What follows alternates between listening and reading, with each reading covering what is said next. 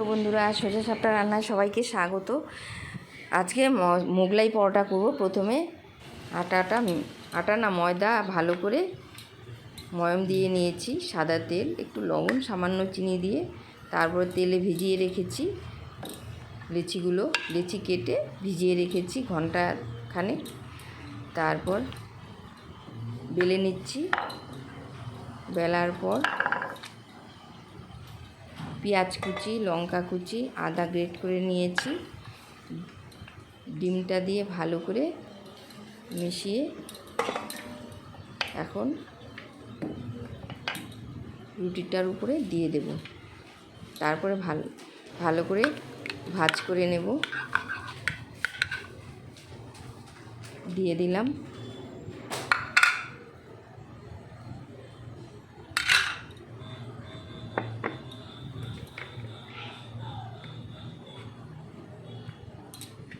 এখন তাওয়াতে দিয়ে দেব, ফ্রাই প্যানে ভালো করে ভেজে নেব।